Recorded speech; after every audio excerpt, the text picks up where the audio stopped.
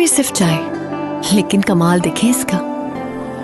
जब एक सिप लबों से दिल में उतर जाए और कड़क जायका कप से दिल में समा जाए, तो अब मुझसे एक वादा करिए, जब भी चाय बने कप एक नहीं 2 भरिए। डियर चाय, हर सिप सबसे फिट। इंटरेस्ट भी इकट्ठे हैं, लिहाजा अब उनके लिए उनको सवाए इमरान खान के कोई और नज़र नहीं आ रहा। और आप देख रहे हैं कि रात से ही सारे शहबाज शरीफ से लेके तो सारे ही जो पीछे हम सरकार है, जैसे शहबाज शरीफ के साथ ने कवाली शुरू की तो पीछे सारे हम नवाज जो हैं उन्होंने प्रेस कॉन्फ्रेंसों पे प्रेस कॉन्फ्रेंसें शुरू कर दी और एक ही राग जो है वो अलाप रहे हैं कि जी इमरान खान सिक्योरिटी रिस्क हो गया है और हटा उसको किसी तरीके से खुदा के लिए फ़ौज और जुडिशरी आपस में मिल जाएं और ख़ुदा के लिए इमरान खान को आप डिस्क्वालीफाई कर दें, क्योंकि बैलेट से तो इसका मुकाबला नहीं होता।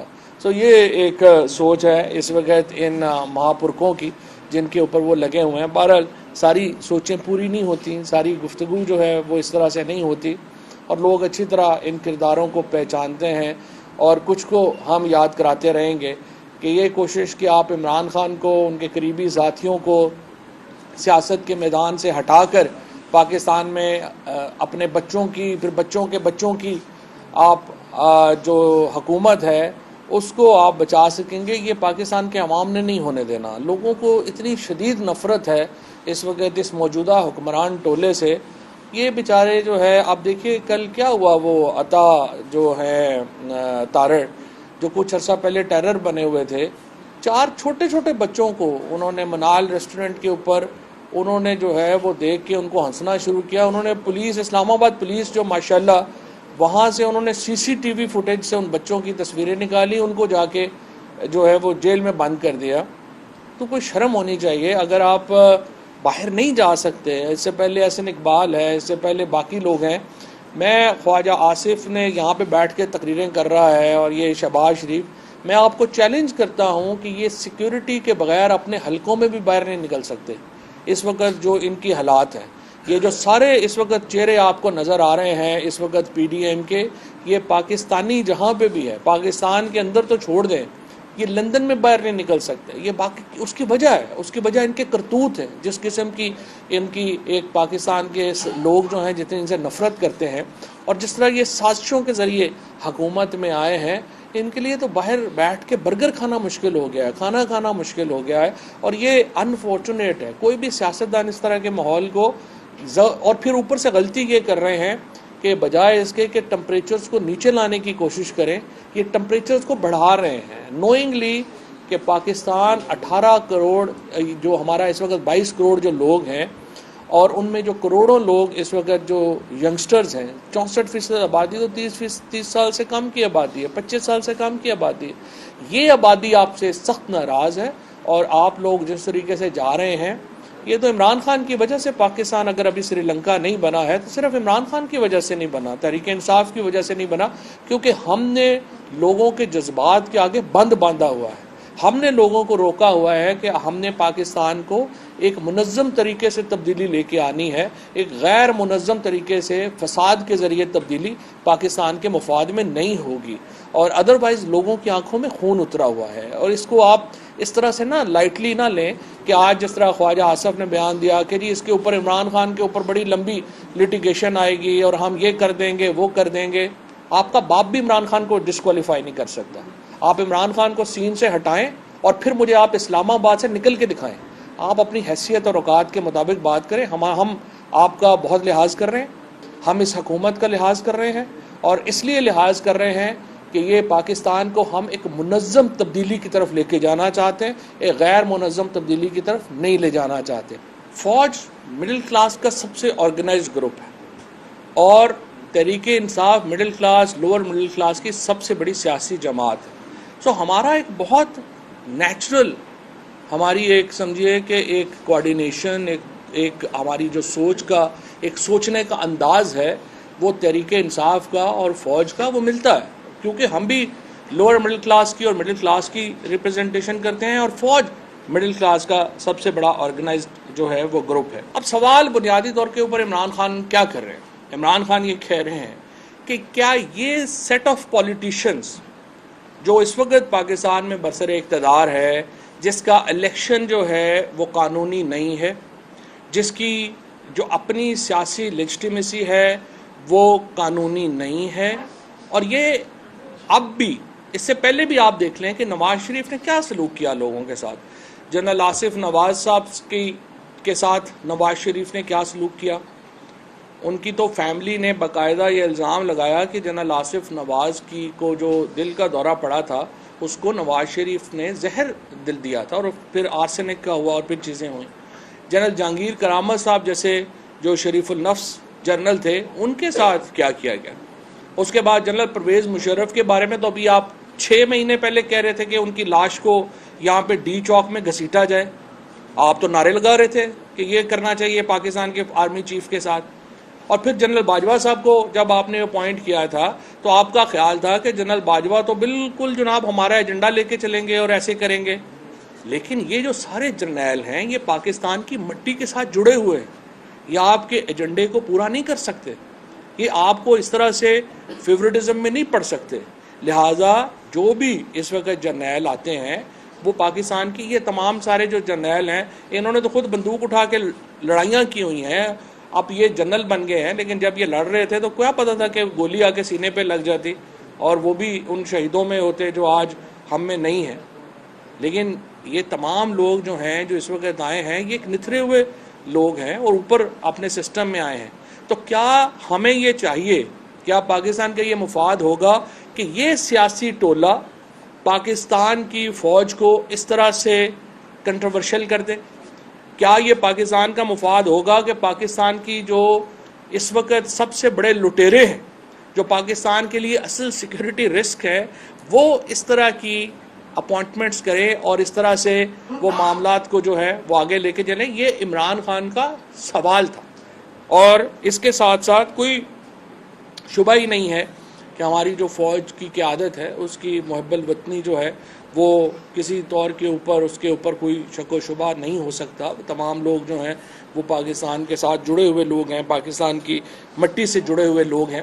लेकिन मुझे आप ये बताइए, अभी आज ही खबर ये छपी है कि शहबाज शरीफ तशरीफ़ ले जा रहे हैं लंदन और वो अप्रूवल लेंगे वहाँ पे नवाज शरीफ से अगले आर्मी चीफ के नाम की।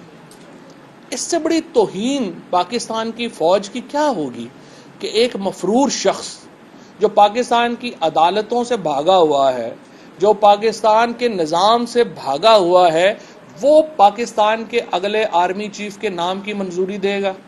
क्या ये सिस्टम, क्या ये निज़ाम पाकिस्तान के फ़ौज की इज़्ज़त में इजाफा करेगा या उसमें कमी करेगा? इसको देखने की ज़रूरत है। और इसीलिए हम ये समझते हैं कि पाकिस्तान की फ़ौज को सियासी अपने अखाड़े का हिस्सा नहीं बनाना चाहिए, उन्हें अलहदा करके जो है वो रखना चाहिए। और ये बड़ी कीमती इंस्टीट्यूशन है हमारे लिए और इसको हमें कतई तौर के ऊपर सियासत में मुलव्वस नहीं करना।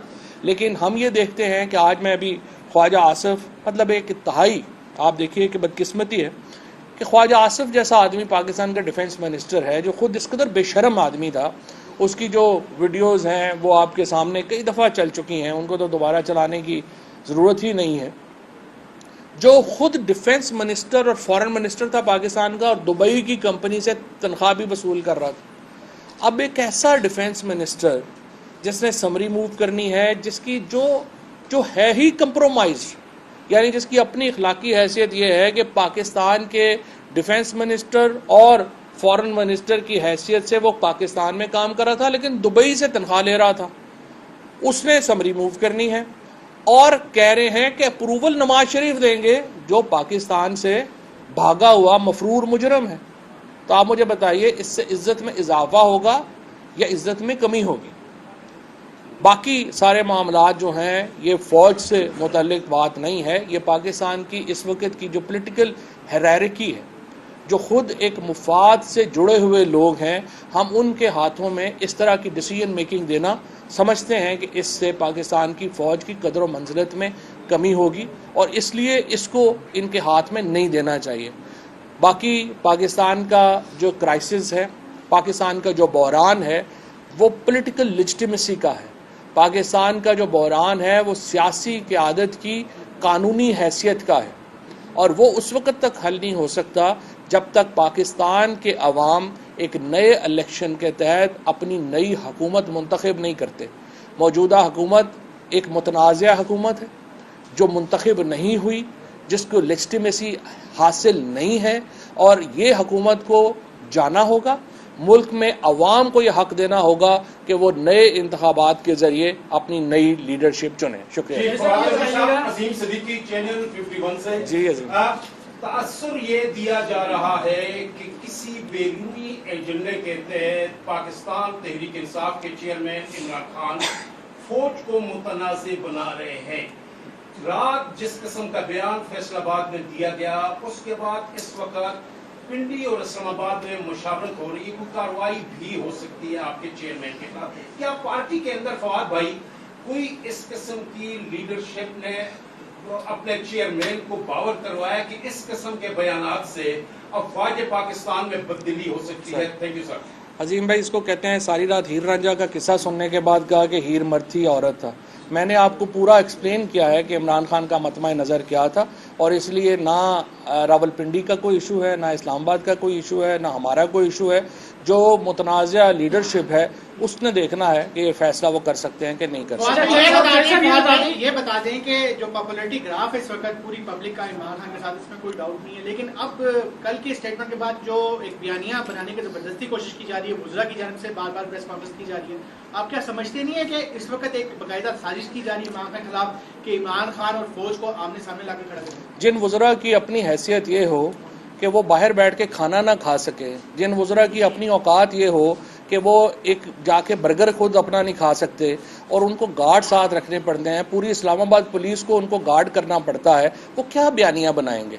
ये लोग जो भी बात करेंगे वो इनके मुंह पे आएगी। तहरीक इंसाफ, जिस तरह मैंने आपको बताया, सबसे इस वक्त मौसर और बड़ी आवाज़ है पाकिस्तान की, और ख़ुसूसन हमारी मिडिल और लोअर मिडिल क्लास की। और ये जो सारा तबका है, हमारी जो यूथ है, हमारी जो ख़वातीन हैं, वो जो बात पीटीआई कर रही है वो उसके पीछे खड़ी है। ये डिस्क्रेडिटेड लोग जो हैं ये बयानियाँ नहीं बना सकते। चेयरमैन तहरीक इंसाफ के मुस्लिम लीग नून की क़यादत से कोई खुफिया रवाबत हुए हैं? कोई ऐसी बात है कि आइंदा का सियासी सेटअप के हवाले से मुश्तरका हिकमत अमली अपनाई जा रही है? मेरा ख्याल है वो दिन गुजर गए हैं कि जब कमरों में बैठ के फैसले होते थे। अब जो भी मुज़ाकरात होंगे, जो भी गुफ्तगू होगी, वो पाकिस्तान के लोगों के सामने होनी चाहिए। खुफिया मुज़ाकरात का दौर ख़त्म हो चुका है और पाकिस्तान के लोग ही अब फैसला करेंगे कि क्या करना है और क्या नहीं करना। साहब, आप कह रहे हैं कि आर्मी चीफ के मामले को सियासी अखाड़े का हिस्सा नहीं बनाना चाहिए, तो साबिक वज़ीर-ए-आज़म खुद तो उनकी बात जो है वो जलसे के अंदर कर रहे हैं, तो अखाड़े का हिस्सा तो तहरीक इंसाफ बना रही है। और दूसरा सवाल ये है कि टॉप 4 या 5 जर्नलों में से कोई एक आर्मी चीफ बनेगा, थोड़े ही कोई नून लीग या पीपल पार्टी कैप्टन सफदर को आर्मी चीफ बना रही है, तो फिर आप इतने खौफजदा क्यों हैं? पहली बात तो यह है कि इनके बस में हो तो कैप्टन सफदर को ही बना दें, लेकिन इशू यही है कि अभी पाकिस्तान आर्मी में प्रोफेशनलिज्म जिंदा है। दूसरी बात यह है कि हमने दोबारा, जिस तरह से मैंने आपको कहा कि 4 हों, 5 हों, 6 हों, 7 हों, हमने जो हमारा जो इस वक्त मतमा नज़र था इमरान खान का, वो पाकिस्तान की फ़ौज के जो लीडरशिप है वो नहीं थी। हमने जो इस वक्त सेट ऑफ पॉलिटिशियंस हैं जो फैसला कर रहे हैं, उनकी लेजिटिमेसी के ऊपर क्वेश्चन किए हैं। और मैं आपसे भी पूछता हूँ कि अगर आपको लगता है कि नवाज शरीफ ने प्रूव करना है पाकिस्तान का वज़ीर-ए-आज़म, जो खुद एक मफरूर मुजरम है, तो मुझे आप बताइए उसकी लेजिटिमेसी क्या होगी? जाहिर है कि हमारी नज़र में उससे जो इज़्ज़त है उस पर फ़र्क आता है। तो आप भी ये बता दें कि आपने कहा कि जब